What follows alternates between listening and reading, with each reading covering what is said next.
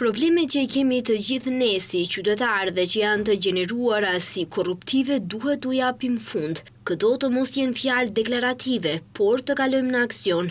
Kështu deklaroi drejtori i Byros për Siguri Publike Aleksandar Arjanev me rastin e nisjes së fushatës Zero Korrupsion, le të jetë e vërtet.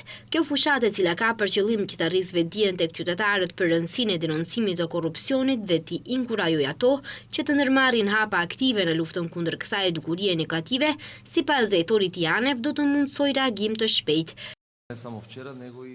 Detyra jonë është të krijojmë besim tek qytetarët, të inkurajojmë ata që të jenë pjesë e zgjedhjes dhe të mundsojmë atyre të raportojnë rastet e korrupsionit në mënyrë të sigurt dhe efektive. Unë besoj se do të sigurojmë koordinim efikas dhe reagim të shpejtë në mënyrë që t'i përpunojmë dhe sankcionojmë ato në kohën më të shkurtër të mundshme. Mojca Kuzmiçki, eksperte antikorrupsionit, theksoi se fokusi kryesor i kësaj fushate është ngritja e vetdijes dhe ndërtimi i besimit.